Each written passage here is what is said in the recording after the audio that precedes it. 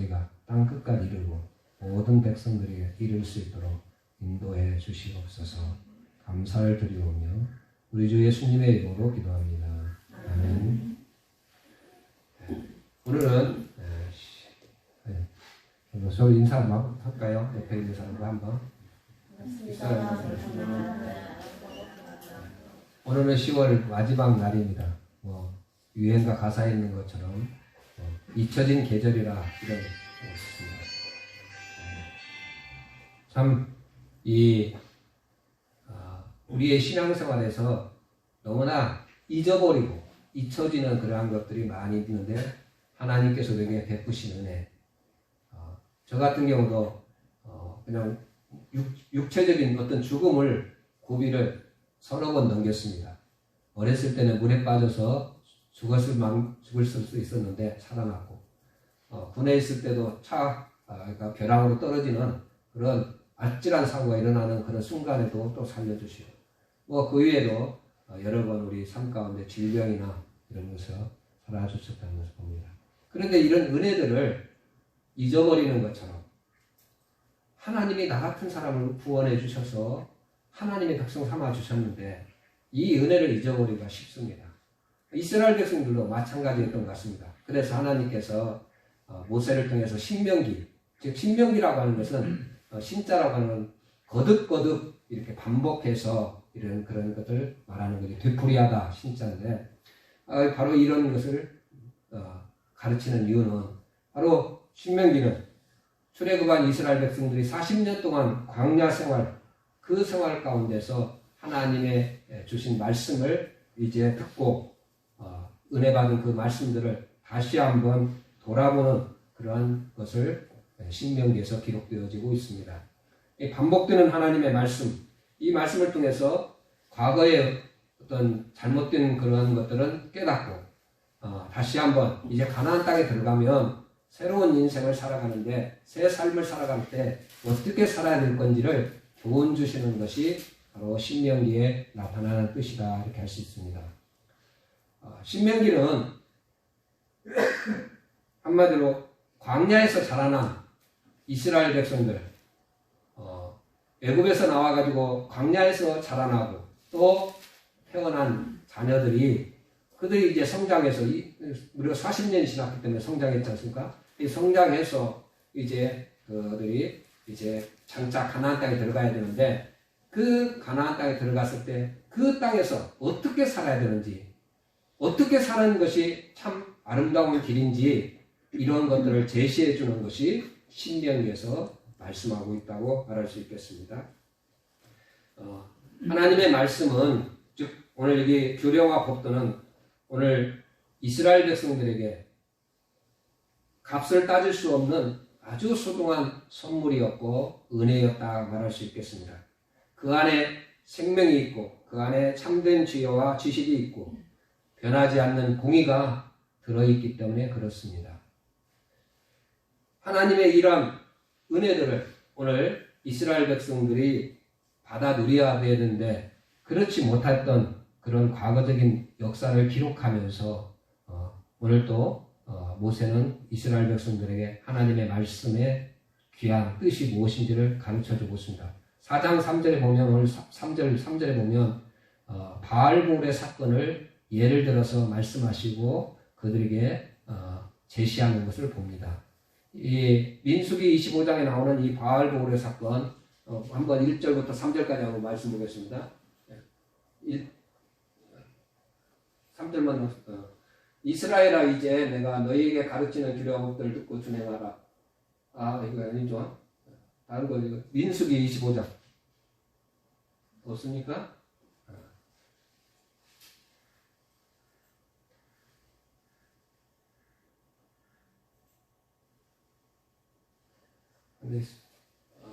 나왔어요.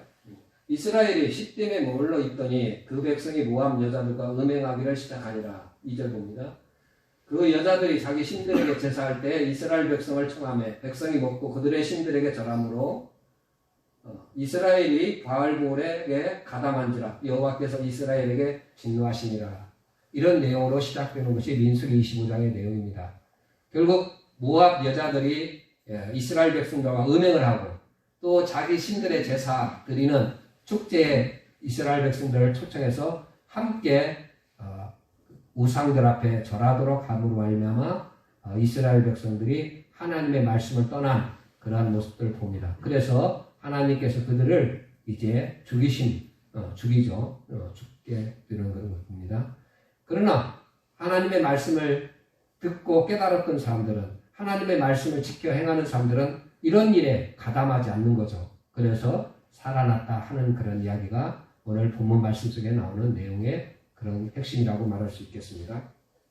그렇다면 바로 이 하나님의 말씀은 생명을 보증해주는 보증수표와 같은 것이다. 이렇게 표현되고 있다는 거죠. 즉 하나님의 말씀을 듣고 순종하는 자들은, 그 말씀을 따르는 자들은 생명을 얻고, 그러나 하나님의 말씀을 불순종해서 우상 숭배하고, 즉 하나님께서 우상을 섬기지 말라고 하는데 우상 섬기고 음행하고 이렇게 뒤락된 길로 나가는 사람들은 죽음을 당하는 그런 예표를 보여주신 그러한 것들을, 사건을 말씀하고 있는 것이죠. 또한 이 하나님의 말씀은 그런 어떤 생명의 보증수표만 드는 게 아니라, 또한 이 땅에 살아간다 우리가 하나님의 능력으로 살아갈 수 있도록 그러한 능력을 부어주시는 그러한 것들이 있습니다. 이것을 이제 오늘 여기서는 너희가 큰 나라, 큰 민족으로 표현하면서 지혜로운 사람, 또 공의로운 사유, 이런 하나님의 임재를 체험한 자들, 이런 표현으로 너희가 살아가고 있다고 하는 것들을 말씀하고 있는 거죠. 이게 좀 어렵지만, 즉 하나님의 말씀에 순종되어지고 하나님의 말씀을 가까이 하는 그런 사람들은 하나님의 지혜와 지식이 이제 그들의 삶 가운데 나타나서 역사해 주시고, 또한 하나님의 임재를 체험함으로 말미암아 그 거룩한 일에 함께 참여하는, 하나 되는 그런 역사가 일어나게 되고, 또 이러한 사람들이 모여서 하나님의 통치가 이루어지는 곳에 공동체가 형성되면 공의로운 사회, 공정한 사회, 이런 것들이 이루어지는 그러한 모습으로 드러나는 하나님의 말씀의 은혜가 주어진다는 것을 봅니다. 오늘날 우리가 살고 있는 이 시대 속에서 하나님의 말씀은 똑같다는 것이죠. 주님께서도 내가 온 율법과 선지자의 강령을 말씀하시는, 그렇게 말씀하셔서 내가 율법의 주인이시다 이렇게 말씀하시며 완성케 하시러 오신 주님의 모습을 설명합니다. 그러면서 이제 갈라디아서 6장 2절에는 그리스도의 법을 성취하라고 갈라디아 성도들에게, 오늘날 우리에게 살아가는 우리에게도 똑같이 율법의 완성자이신 그리스도의 법, 율법을 너희가 행하라고 우리에게 말씀하는 그런 내용을 보여주고 있습니다. 여러분, 바로 이것이 오늘 하나님의 말씀, 율법이 우리에게 주는 그러한 모습들을 잘 가르쳐주고 표현해주고 있다는 사실이죠. 그러면 1절에 보면 이렇게 말씀합니다. 이스라엘아, 내가 너희에게 가르치는 규례와 법들을 듣고 준행하라.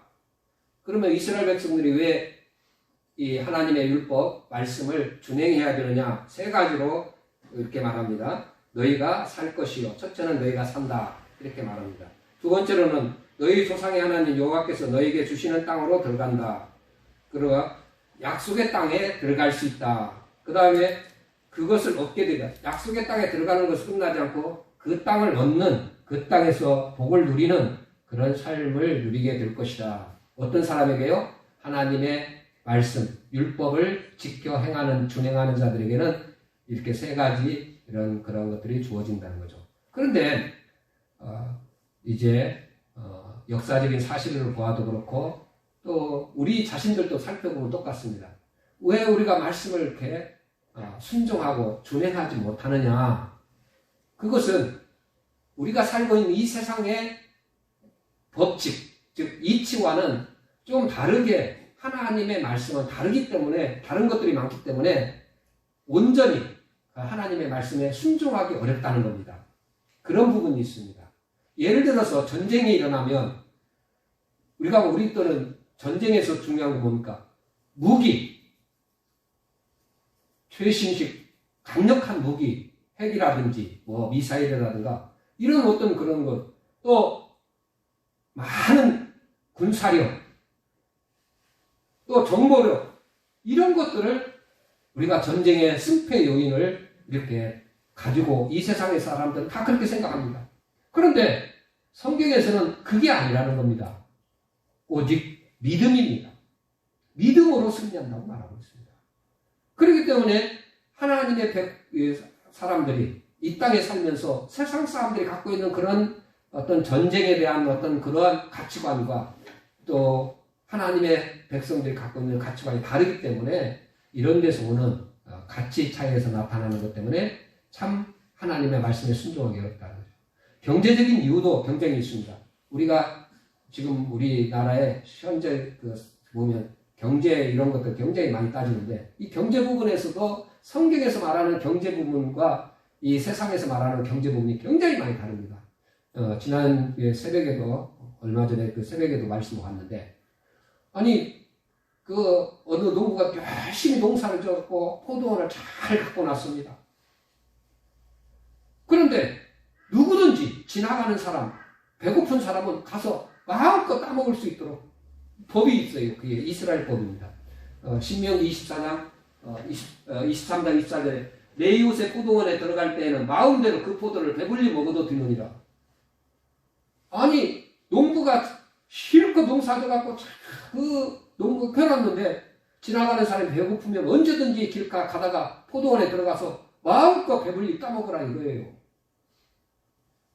이게 오늘날 우리가 보는 현재 우리가 살고 있는 그래 지금 말고 우리 가게 하시는 아주 우리 집사님 계시지만 뭐 가게 가가 마음껏 먹으라 이런 소리랑 똑같은 겁니다. 이게 지금 그 대신 뭡니까? 이제 우리가 보면 그래서 담아가지 못하는 이게 보따리에서 싸갖고 가는 못하겠는데 그렇게 하는 돼 있지만 그냥 마음껏 먹으라는 겁니다.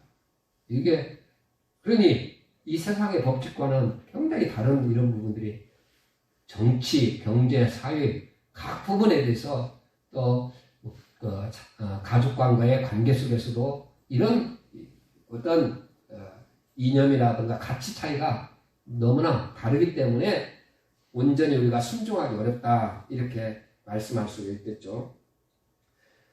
바로 그래서 우리에게 주시는 말씀이 하나님에 대한 믿음, 확실한 믿음이 없이는 우리가 순종하기 어려운 것이 하나님의 말씀이다 이렇게 보여주고 있습니다. 또한 이렇게 하나님 말씀에 순종하기 위해서는 우리의 생각, 나의 생각, 또 내 갖고 있는 정욕적인 것들, 혈기, 게으름, 교만, 육체의 소욕을 완전히 십자가에 쳐 죽이지 않으면 그 말씀에 순종할 수 없기 때문에 우리가 말씀에 온전히 순종하기 어렵다 이렇게 말씀하고 있습니다. 그래 이스라엘 백성들에게 다시 한번 신명기를 통해서 하나님께서 가나안 땅을 향해 들어갈 이스라엘 백성들에게 너희가 가져야 할 자세가 뭐냐? 하나님의 말씀으로 무장하라. 이거죠. 그렇지 않으면 가나안 땅에 들어갔을지라도 거기에서 아름다운 삶을 살지 못하기 때문에 말씀을 잘 무장하도록 하고 있습니다. 2절에 보니까 오늘 말씀 2절에 보니까 내가 너희에게 명령하는 말을 너희는 가감하지 말고 내가 너희에게 내리는 너희 하나님 여호와의 명령을 지키라. 가감하지 말라. 말씀을 더하거나 빼지 말고 그러니까 우리가 보면 이런 내가 이래야 합시다. 주일 성수라고 해갖고 주일날은 하나님 앞에 드리라 이 말을 지키기 어려우니까 내가 그 주일 성수라는 그런 문제를 하나 놓고라도 그걸 가감하는 거죠. 이건 주일날은 그냥 예배 드릴 때만 드리면 되는 것이고 내가 필요하다고 생각될 때만 가서 예배 드리면 되는 것이지 그런 것으로 그냥 자신의 생각을 그렇게 가미해갖고 주일을 성수하도록 하는 그런 말씀들을 그냥 자기의 생각으로 이렇게 만들어버리는 거죠. 그래가지고 그걸 자기의 어떤 그것인 거죠. 결국 아담과 하와가 뭡니까? 하나님의 말씀을 가감하다가 결국 속아서 우리 인류에게 죄가 가져오고 이제 죽음을 가져오는 그런 불행의 역사가 시작되었던 것들을 봅니다. 그렇잖아요. 하나님께서는 분명히 동산 중앙에 있는 선악과는 먹지 말라. 먹으면 죽는다. 정령 죽는다. 이렇게 얘기를 했는데 만지지도 말라라든지 이런 식으로 말씀을 좀 이상스럽게 하고, 그러니까 어떻습니까? 사탄이 노리는 게 뭐겠습니까? 먹으면 네가 하나님같이 되고 죽지 않는다. 그렇게 하니까는 이 하와가 따먹고, 그래서 우리 인류에게 그런 말씀에 가감이 되는 거죠. 근데 우리 신앙생활 속에서 오늘도 이렇게 하나님의 말씀이 던져지지만, 이 던져졌을 때 자신의 생각을 가미해갖고 더하거나 빼면 안 돼요. 그대로 그 말씀을 받아들여야 됩니다. 그대로. 그런데 우리는 그런 말씀들을 그렇게 가감하기 쉽다는 거죠.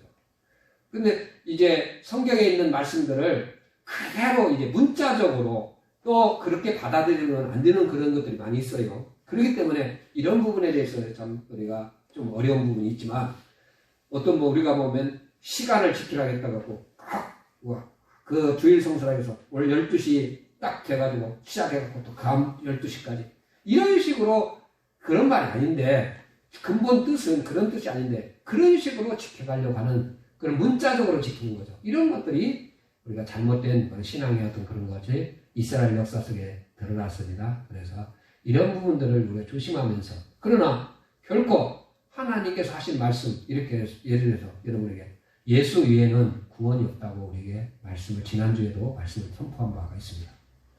그렇다면 아무리 신천지라든지 다른 불교라든지 다른 다른 어떤 종교에서 아름답게 꾸며갖고 어떻게 하고 그들이 생활이 윤택하고 그들의 도덕성이나 그들이 모든 사회생활 속에서 아름다움이 드러날지라도 우리는 어떻습니까? 예수 위에는 구원이 없다고 하는 이것을 딱 붙들고 살아야지. 그들이 잘 사랑하고 섭렵해서 잘 이렇게 하니까, 또 국가에 대해서 이렇게 좋은 일을 많이 하니까 여기에도 구원이 있겠지, 이런 식으로 생각하면 안 된다는 겁니다. 그러니까 하나님의 말씀을 가감하지 말라고 하는 거죠. 인류의 첫째 사람들이었던 아담과 하와가 이 말씀을 따르지 않고만 하냐면 죽음이 가져왔던 것처럼, 오늘 우리에게도 지금도 말씀이 많이 선포되지만 그 말씀을 내 생각을 가미해갖고 덮어거나 또 줄이거나 이런 식으로 해서 넘어갈 때가 많다는 거죠. 또한 4절에 보면 너희 하나님 여호와께 붙어 떠나지 않는 너희는 오늘까지 생존하였다, 이런 말씀을 주시고 있는 내용이 있습니다. 이 말씀은 바로 이 광야 40년 동안 이스라엘 백성이 고생했는데, 그게 뭐냐? 하나님의 말씀을 떠나서 우상 숭배하고 또 하나님의 말씀에 불순종해서 딴 길로 갔기 때문에 그렇습니다. 그래서 광야에서 다 쓰러지는 역사적인 사건을 말하는 것이죠.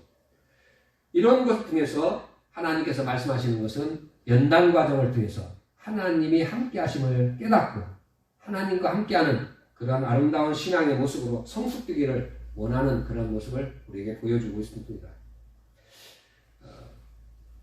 훈련을 잘 받아서, 그러니까 우리 주일날은 우리가 하나님께 예배하는 훈련, 또 함께 모여서 서로 사랑하고 섬기는 훈련, 이런 것들이 주일날입니다. 그래서 그냥 단지 예배만 드리고 끝나는 게 아니라 서로 함께 나누고 서로 인사하고 서로 상황을 물어보고, 이래서 서로 아픔을 위해서 기도해주고, 이런 것들이 바로 교회의 아름다운 공동체의 모습이죠. 이게 참된 하나님의 말씀을 같이 나누는 그런 생활의 모습이라 할 수 있겠습니다. 그러면 하나님의 말씀에는 어떤 복이 있느냐? 오늘 여기 생명의 풍성한 복이 있음을 말씀하고 있는 것을 보여주고 있습니다. 하나님의 말씀은 진리이고 생명의 양식이라고 하는 것을 오늘 본문 말씀 속에서도 보여주고 있는 거죠. 그리고 로마서 15장 29절에도 바울은 서바나로 갈 계획을 가지면서 내가 너에게 나갈 때는 그리스도의 충만한 복을 가지고 갈 줄을 아노라, 이렇게 말씀하고 있습니다. 그리스도의 충만한 복으로 너희에게 나가고자 한다. 그게 뭐겠습니까? 하나님 말씀을 가지고 너희에게 가겠다, 그런 뜻이죠. 하나님의 말씀은 그리스도로 말미암아 주어지는 생명의 복을 우리에게 말씀하고 있습니다. 히브리서 6장 12절에는 게으르지 아니하고 믿음과 오래 참음으로 말미암아 약속들을 겨울로 받는 자들을 복 본받는 자 되게 하는 것이라.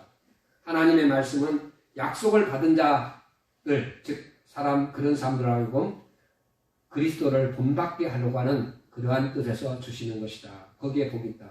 그러니까 우리가 어떻게 보면 가장 아름다운 삶은 뭐냐? 예수 그리스도를 똑같이 따라가서 사는 삶인데, 그건 어떻게 되냐? 바로 하나님의 말씀, 주님이 온전히 하나님 말씀에 순종한 것처럼 우리가 주님 앞에 순종되어지는 그런 삶을 살아갈 때 바로 주어진다는 것이죠. 근데 이렇게 하려고 하면 주님에 대한 전적인 믿음, 절대적인 신뢰, 이것이 있어야 믿어지는 것이. 그래서 그러한 자들에게 주어지는 복을 말씀하고 있습니다.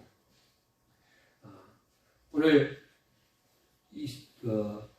그러한 것들을 한마디로 가나안 땅이라고 하는 땅의 약속을 이스라엘 백성들에게 말씀하면서 그들이 그 땅에 들어갈 것들을 말씀하고 있는 것이죠. 하나님의 말씀에 순종하는 것이 나도 살고 내 가족도 살고 민족이 살고 교회가 사는 그런 아름다운 그런 것이다 하는 것을 다시 한번 깨우쳐주고 있습니다. 오늘 5절 말씀부터 이제 8절까지 내용을 보면 하나님의 말씀에 순종하는 사람들은 어떤 결과가 나타나느냐, 어떻게 열매가 나타나느냐, 파급 효과에 대해서 말씀하고 있습니다. 그러면 그 5절에 보면 내가 나의 하나님 여호와께 명령하신 대로 규례하옵들 너희에게 가르쳤나니 이는 너희가 들어가서 기업으로 차지할 땅에서 그대로 행하게 하려 함인즉 말씀하고 있습니다. 그러면서 그 6절부터 8절까지 내용은 큰 나라에 대해서 말씀하고 있습니다. 세상에서 말하는 큰 나라와는 좀 다르다고 하는 것을 말씀하셨습니다. 그러니까 하나님의 백성들이 하나님 말씀에 순종해서 나타나는 그 열매, 그것이 뭐냐면 큰 나라인데, 세상에서 말하는 큰 나라는 많은 사람들, 군사력, 경제력, 이런 걸 가지고 큰 나라라고 합니다. 땅덩어리가 큰, 그리고 경제력이 크고, 또 우리가 군사력이나 모든 이런 것들이 많이 갖고 있는 나라를 큰 나라라고 생각하는데, 성경에서 큰 나라는 그렇지 않습니다. 여러분, 그래서 성경에서 말하는 것과 그래서 우리 교회요, 어떻게 보면 숫자가 적은 작은 교회, 이것이 우리가 주님 봤을 때는 작은 교회가 아니에요. 우리가 봤을 때는 세상적으로 봤을 때 숫자가 적고 건물 건축물이 적고 이렇게 했기 때문에 적은 나라, 적은 교회 이렇게 하지만 하나님이 보시는 것은 그렇게 안 봅니다. 근데 우리가 이 땅에서 사람들이 보는 그런 각도에서 많이 보기 때문에 큰 교회, 작은 교회 이런 식으로 보는데, 마찬가지로 나라에 대해서도 하나님께서 바라는 그런 나라, 큰 나라는 뭐냐? 오늘 첫 번째로 지혜로운 나라라. 백성들이 지혜로운 나라다. 이렇게 말하고 있습니다. 6절에 보니까 너희는 지켜 행하라. 이것이 여러 민족 앞에서 너희의 지혜요, 너희의 지식이라. 그들이 이 모든 규례를 듣고 이르기를 이 큰 나라 사람은 과연 지혜와 지식이 있는 백성이로다. 큰 나라는 하나님의 지혜와 지식을 갖고 있는 백성들이 큰 나라라. 이렇게 말하고 있습니다. 그러니까 세상에서 말하는 큰 나라와는 좀 다르죠. 성경에서 말하는 것은 하나님의 지혜와 지식을 갖고 있는, 즉 하나님의 말씀에 대한 지식을 갖고 있는 사람들, 또 그것을 가지고 지식을 가는 사람. 여호와를 경외하는 자가 지혜의 근본이라고 했는데, 즉 여호와를 경외하는 사람들이 있는 그런 사람들이 있는 사람, 그것이 큰 나라라, 큰 백성들이다, 이렇게 말하고 있습니다. 그러니까 우리가 그 성경에 예를 들어서 요셉을 예를 들어서 보면 요셉이 정말 어떻게 보면 큰 그런 사람이 됐다, 이렇게 말할 수 있겠습니다. 큰 자라고 말하죠.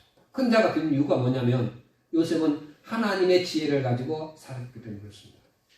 그래서 애굽의 바로와 그 신하들이 하나님의 신에 감동된 저 사람이, 그래서 이 사람은 애굽 나라만 살리는 게 아니라 우리가 말하면 가나안 땅에 살고 있었던 이스라엘 백성들 70명을 살리기도 하고, 또한 가나안 이웃에 있는 가나안 족속들과 또 아프리카 북부에 있는 리비아 이런 지역까지도 전부 누가 말하면 그 백성들을 살리는 가뭄에서 우리가 7년 우리가 보면 그런 흉년, 3년 흉년, 뭐 이런 7년 흉년, 이런 거 이렇게 오랫동안 되는 이런 흉년 속에서 살아날 수 있는, 기근에서 살아날 수 있는 그런 엄청난 일들을 요셉이 이렇게 하나님의 지혜를 가지고 해결해 주신 그런 모습을 봅니다. 이런 것들을 우리가 큰 나라라고 말하는 것이죠.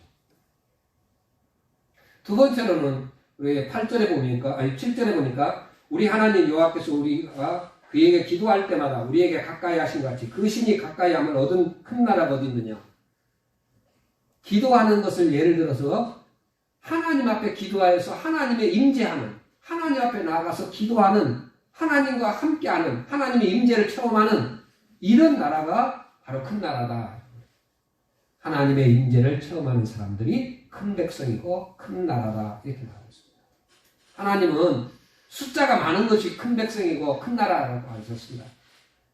진실로 하나님 앞에 나아가서 하나님의 임재를 체험하고 하나님과 함께하는, 가까이 하는 사람, 이 사람이 큰 사람, 큰 나라, 큰 백성이다. 이렇게 말하고 있습니다.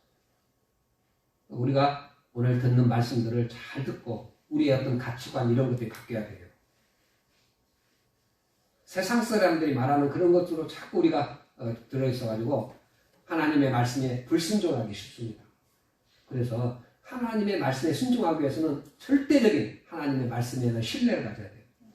남이 뭐라 하더라도 나는 하나님의 구원받은 백성이에요. 예수의 피로 구원받았기 때문에 어떤 마귀나 하늘에 있는 권세자들이나 땅에 있는 걸 어떤 것도 그리스도의 사랑에서 나를 끊을 수가 없다. 이런 말씀들이 확고하게 신앙이 되어 있으면 이 세상 가운데 흔들리지 않고 바르게 살아갈 수 있는 거죠. 그 사람이 큰 백성이라고 하는 것을 말하는 거죠. 세 번째로는 오늘 8절에 있는 말씀인데 공의로운 것에 대해 말씀하고 있죠. 오늘 내가 너에게 선포하는 이 율법과 같이 그 규례와 법도가 공의로운 큰 나라가 어디 있느냐.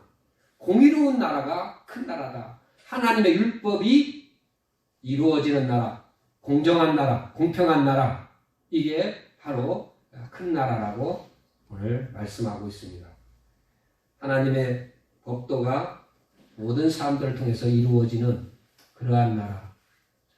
참, 이 말씀의 순종으로 인해서 모든 백성들이 하나님을 믿고 그분 앞에 모든 걸 내려놓고 그분만의 말씀대로, 전에 말씀을 드린 것처럼 포도원을 하는 사람, 또 곡식밭을 하는 사람이든 어떤 사람이든 간에 하나님께서 이렇게 하라고 하는 것은 뜻이 있다는 거죠. 여러분, 성경에서 말하는 것처럼 가난한 자들에게 나누어 주면 여러분, 그게 여러분의 큰 하나님의 공의가, 공정한 사회가 되어지고 거기에 아름다운 은혜가 나타난다고 말씀하고 있습니다. 우리는 주면 손에 나는 것 같고 내가 망한 것처럼 느껴질지 모릅니다. 여러분, 내가 실컷 농사 져놨는데 지나가는 사람들이, 나그네들이 또 뭐 이웃에 사는 사람, 가난한 사람들이 와서 그걸 먹고 가면 내가 실컷 농사진 거 손에 나는 것 같이 느껴지지 않겠습니까? 세상 사람들처럼. 그런데 하나님께서 살아계시고 지켜보시고 모든 걸 아시는, 우주 만물을 창조하신 그분이 다 아시는데 내 손에 나는 거 모르겠습니까? 내가 그 많은 삶을 위해서 희생하는 것을 모르겠습니까? 하나님께 그 모든 것들을 다 아시고 채워주시겠다고는 약속의 말씀이 들어있는 거죠. 그런 하나님에 대한 신뢰감이 없기 때문에 절대적인 전능하신 하나님에 대한, 지금도 살아계셔서 내 곁에서 나의 모든 것들을 지켜보시고 도우시는, 은혜로서 지금까지 지켜주신 그 하나님의 이런 것들을 내가 모르기 때문에, 그런 것들을 신뢰하지 못하기 때문에 내려놓지 못하는 것이죠.